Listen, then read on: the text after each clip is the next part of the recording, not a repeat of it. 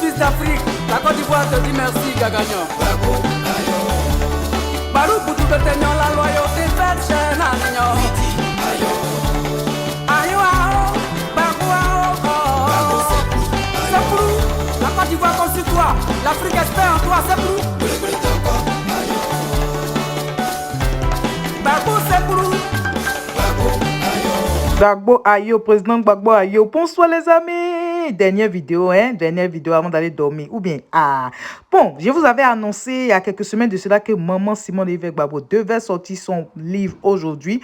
Et aujourd'hui, nous sommes le 27. Mais là, donc, vraiment, le livre, chacun doit avoir ça. Le livre est disponible dans les librairies. Pour le moment, c'est pas encore disponible en ligne. Son service de communication, son équipe, toute l'équipe est mobilisée pour s'assurer que... quand même, comme on appelle, l'option de commander en ligne soit disponible. Mais pour le moment, vous pouvez avoir votre livre, aller acheter votre livre dans les différentes librairies. Les amis, le livre ne coûte que 5 000 francs CFA. Ça, c'est l'argent même de quoi? 5 000 francs, c'est que ça, c'est l'argent d'un bon plat de poulet avec katcheka, un peu d'aloco à côté. Ouais, non, donc c'est rien. Donc chacun doit acheter son livre. Voilà, toi qui vas à la librairie, il faut pas prendre un, il faut prendre deux. Comme ça, tu peux offrir au moins à quelqu'un. Le livre coûte 5 000 francs, c'est ça même. Ma sortie de prison. En tout cas, chacun doit avoir son livre. Donc, Madame Simone Évêque Gbagbo était vraiment en direct aujourd'hui. Là, elle a fait un direct. Et puis, bon, on lui a posé quelques questions, tout ça. Donc, je vais mettre une petite partie de son direct. Vous allez l'écouter. Mais pour le moment, je voulais vraiment m'assurer que chacun était au courant que le livre était disponible. Voilà, le livre est disponible dans vos différentes librairies, les amis. À Abidjan, à l'intérieur du pays, partout en Côte d'Ivoire, vous pouvez avoir votre livre. Et le livre sera disponible en ligne très bientôt. Voilà, dès que j'ai l'information, je vais partager. D'accord, donc je vous laisse écouter maman Simone Évêque Gbagbo. Et puis, on se parle juste à la fin. À tout à l'heure, les amis. Bye bye. Nous devons déjà prêter nos cœurs. Et un des rôles que je souhaiterais pouvoir jouer, c'est d'expliquer aux uns et aux autres, surtout en Côte d'Ivoire, que nous avons le devoir de réussir cela. Et donc, d'apprêter nos cœurs à accepter d'aller au pardon, d'aller à la rencontre de l'autre, de se dépasser, de dépasser les ressentiments qu'on a, de dépasser les frustrations, les amertumes, les blessures qu'on a, pour aller à la rencontre de l'autre, pour s'asseoir et parler avec l'autre. Ça, c'est une nécessité, c'est un besoin. Et je me suis engagé à en parler depuis que je suis sorti de prison. D'ailleurs, j'en parle sans arrêt, j'en parle chaque fois que j'ai l'occasion de le faire. Question d'un internaute, le mal est profond. Pensez-vous que la réconciliation vraie est possible? La réconciliation vraie, elle est d'abord une nécessité. Elle est une nécessité parce que le tissu social a été extrêmement déchiré. Et je représente toujours la nation comme un mur. Un mur qui est ficelé, qui est un mur qui est fissuré. C'est un mur dans lequel, à travers lequel tout peut passer, les fourmis vont passer, tant que la fissure est petite, mais après, ça va être les margouillards, ça va être les rats, ça va être les serpents. Et si les serpents entrent dans votre cour à travers le mur, il n'y a plus de sécurité. Vous n'êtes plus en sécurité. Et c'est la raison pour laquelle la réconciliation là, est incontournable. Et comme elle est incontournable, on est obligé de prendre sur soi et de laisser tomber les ressentiments. C'est dès l'instant où on est prêt à laisser tomber les ressentiments, à se présenter en tant que victime quand on est victime et à en parler clairement et à accepter les accusations contre le bourreau et à demander pardon, à partir de ce moment-là, la réconciliation peut être possible. Et elle peut alors être sincère. Et cela a été réussi dans de nombreux pays. Hein. Le pays que moi je cite le plus en exemple, c'est le Rwanda, où la chose a été possible. Et je pense que donc ça peut l'être également chez nous. Question suivante, pourquoi est-ce que c'est l'opposition qui parle et qui prône la réconciliation? L'opposition parle et prône la réconciliation et cela est normal. C'est l'opposition aujourd'hui qui enregistre le plus de personnes blessées, le plus de personnes frustrées, le plus de personnes en situation d'échec et donc qui a subi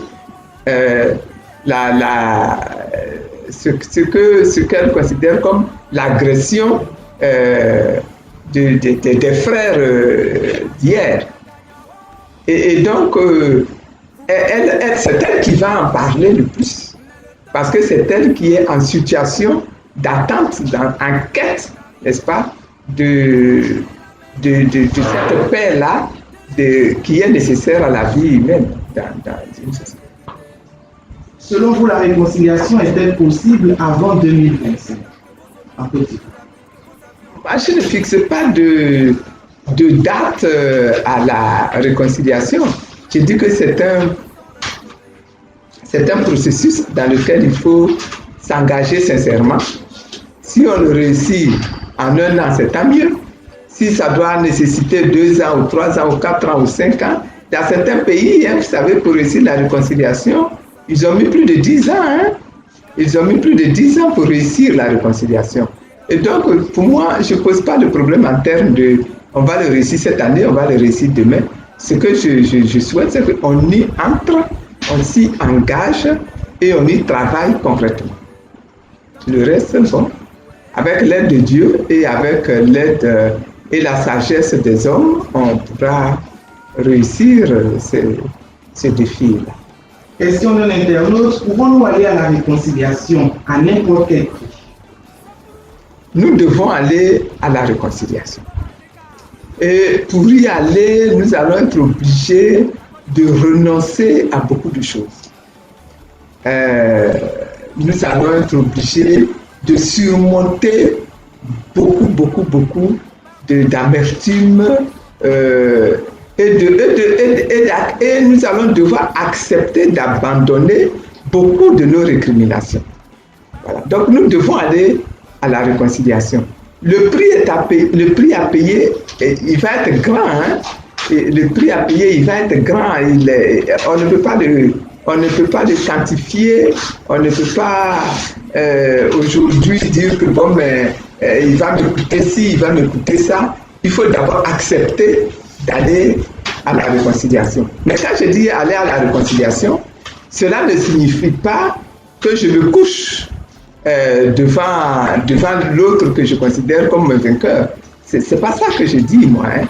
Ce que moi je dis, c'est que aller à la réconciliation, c'est justement aller à cette rencontre-là où la victime va pouvoir exposer, n'est-ce pas, tous ses griefs et où le bourreau va être obligé de reconnaître tous ses torts. C'est comme ça, c'est dans cet échange-là qu'on peut construire une vraie réconciliation. Constat d'un internaute, les prisons sont trop remplies pour qu'on puisse parler de réconciliation. Votre avis? Je suis d'accord que les prisons sont trop remplies. Je suis absolument d'accord. Encore que tous les prisonniers ne sont pas prisonniers à cause de la réconciliation. Mais je suis d'accord que les prisons sont trop remplies. En Côte d'Ivoire, comme dans d'autres pays africains, la politique a mené beaucoup de gens en prison, beaucoup de jeunes en prison, et ce n'est pas une bonne chose. Ce n'est pas une bonne chose. Maintenant, est-ce qu'à cause de cela, on ne doit pas parler de réconciliation? J'ai dit non. C'est justement parce qu'il y a cela que nous devons parler de réconciliation et que nous devons en parler au point d'amener, n'est-ce pas, les uns les autres à aboutir à cette solution qui consisterait à sortir de prison des gens qui rien à y faire. Mais si nous n'en parlons pas, si nous restons comme ça, nous ne réglons pas le problème. Question suivante, quel doit être le point de départ pour aller à la réconciliation? Le point de départ, c'est, je l'ai déjà dit, hein, que nous acceptions de nous asseoir et pour parler de ce qui nous a divisés. C'est ça le point de départ.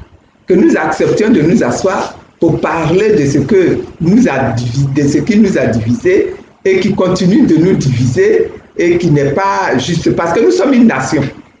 Dans cette nation-là, il y a des règles.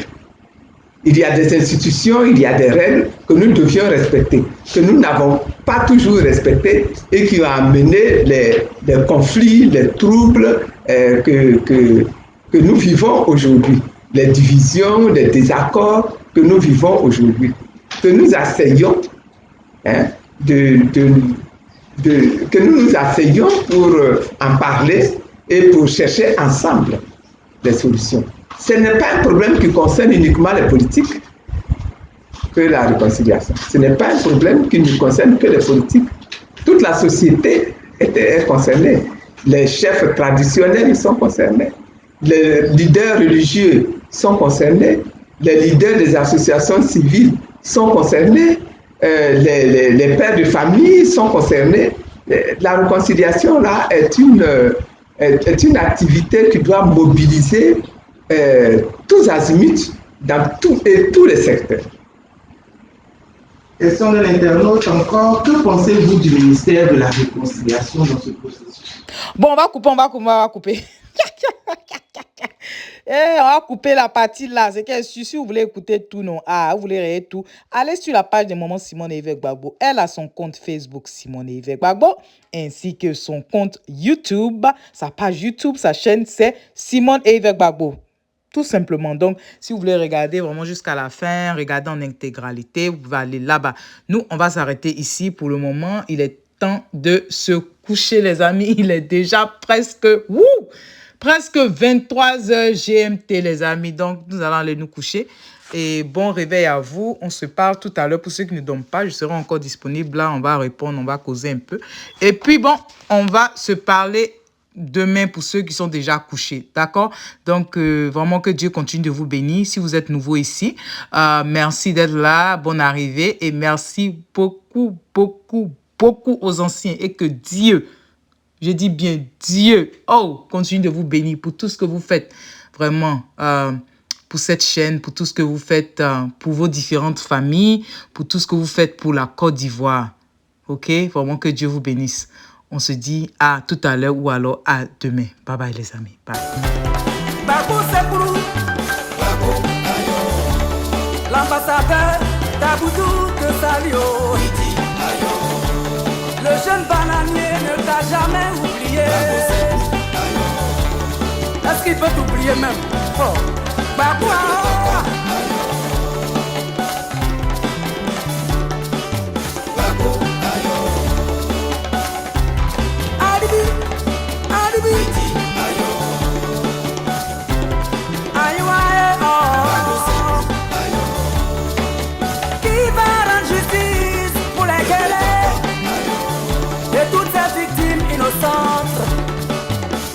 Messieurs, vous rendrez compte tôt ou tard.